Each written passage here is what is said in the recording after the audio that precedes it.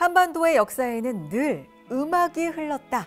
시대마다 조금씩 다른 모습이기는 하지만 우리 민족은 늘 음악을 가까이 했지요. 특히 조선시대에는 백성을 다스리는 음악을 만들기 위해 왕실에서 많은 노력을 했어요. 오늘 살펴볼 인물은 아버지 세종대왕의 뒤를 이어 궁중음악의 발전을 위해 힘썼던 왕이에요. 왕이 되는 과정에서 그가 내비친 탐욕과 이기심은 부정적인 평가를 받기도 하죠. 영화 관상에서 압도적인 등장신으로 충격을 선사했던 수양대군, 조선의 제7대왕 세조입니다. 세조는 세종대왕의 둘째 아들이에요. 대군 시절부터 활쏘기와 말타기에 능했고 학문적 역량도 우수했어요. 음악적인 재능도 두루 갖추고 있어서 거문과 대금 연주 실력도 뛰어났지요. 세조가 피리를 부니 하기나라와 뜰 가운데에서 춤을 추었다는 기록도 남아있고요. 한밤중에 어디선가 들려오는 휘파람 소리를 듣고는 편경의 소리라면서 음의 높이를 맞췄다는 일화도 유명해요. 해박한 지식뿐만 아니라 음악에 대한 철학도 확고했던 세조. 그는 음악은 고유하지만 사람의 마음을 끌어당길 수 있고 약하면서도 능히 강한 것을 이기며 조화를 운용한다고 했는데요. 음악의 근원적인 성격에 대해 평소 세조가 깊게 고민했다는 것을 알 수 있는 대목이에요. 그는 왕으로 즉위하기 직전 음악에 관한 업무를 처리하는 관습도감에서 자문관의 역할을 맡기도 했어요. 궁중음악인 향악과 당악을 궁중 연주자들이 악보에 기록된 대로 올바르게 연주하도록 지도했고요. 악기와 악기의 편성 방식인 악현에 대한 연구도 게을리하지 않았어요. 그 외에도 궁중음악의 연주 활동과 관련된 여러 가지 업무를 담당했죠. 이러한 경험들은 세조가 왕이 된 이후 궁중음악의 기강을 바로잡는 데 든든한 밑바탕이 되었어요. 세종대왕은 선대 왕들의 업적을 찬양하기 위해 정대업과 보태평이라는 음악을 지었어요. 이 두 곡은 음악에 곁들여 분무를 추면서 조상의 공덕을 기리죠. 정대업은 군사적인 업적을, 보태평은 학문적으로 쌓아올린 덕을 찬양하는 내용을 담고 있어요. 세종이 지었을 당시에는 회례연, 즉 잔치에서 연주되던 음악이었는데요. 세조는 이 음악이 지어진 목적에 맞게 종묘에서 제사를 지낼 때 쓰이는 음악, 즉 종묘제례악으로 편성했어요. 그리고 지금까지도 정대업과 보태평은 종묘제례악으로 그 명맥을 이어오고 있죠. 여기서 잠깐! 두 곡은 어떻게 구분할 수 있을까요?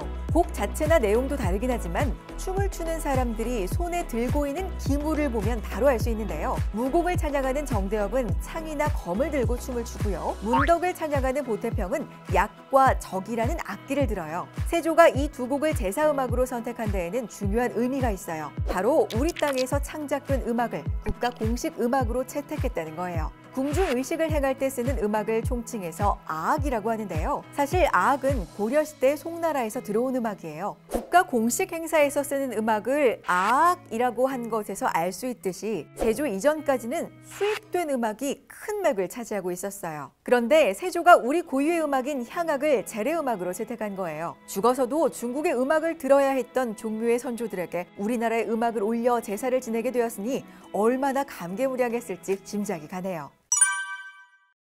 현재까지도 전해 내려오는 국악의 기보법, 정간보. 세종대왕이 우물정자에서 착안한 이 악보는 한 칸이 한 박자를 의미하죠.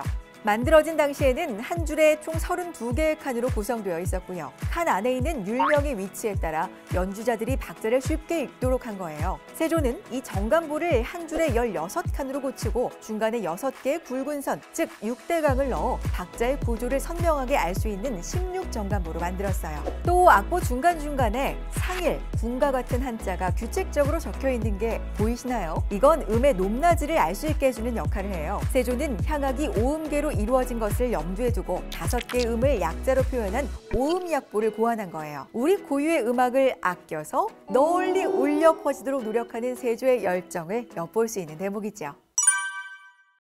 음악과 관련된 세조의 또 다른 업적은 음악 기관들을 재정비한 거예요. 세종대왕이 궁중음악을 정비한 이후 궁궐 내에는 음악과 관련된 일을 맡은 관리들과 악기 연주자들의 숫자가 급격히 늘어났는데요. 인원이 증가하다 보니 그로 인해 생기는 문제들도 자연스럽게 많아졌죠. 앞에서 이야기했다시피 세조는 관습도감의 도제조로 근무하면서 이런 문제들을 정확히 파악하고 있었어요. 그래서 세조는 즉위 후 5개로 나뉘어 있던 음악기관을 악학도감과 장악서로 통합했어요. 악학 음악도감에서는 연주자들의 행정적인 관리를 관장하고 장학서는 궁중음악의 연습과 연주를 담당하도록 했지요. 그 이후에 두 기관은 다시 한번 장학서로 통합되는데요. 비슷한 역할을 가진 만큼 합쳐서 더 효율적으로 운영하고 비용도 줄이고자 했던 거예요. 이렇게 세조가 체계적으로 잡아놓은 기틀을 토대로 제9대왕 성종은 장학원으로 통합했고요. 이후 지금의 국립국악원에 이르기까지 427년 동안 조선의 국립음악기관으로서 역사를 함께했어요. 조카를 죽이고 왕의 자리를 빼앗은 피해 군주 세조. 그렇기 때문에 세조에 대한 역사적인 평가에는 항상 그늘이 따르기 마련이지요. 하지만 한편으로 그는 우리 고유 문화에 대한 자부심을 갖고 그 가치를 격상시키기 위해 노력해왔어요. 덕분에 종묘제례악은 세계 인류 무형문화유산으로 지정받을 정도로 그 가치를 인정받고 있고요. 이번 기회에 비정한 임금이라는 편견은 살짝 접어두고 다른 시각에서 세조를 바라보시길 바랄게요.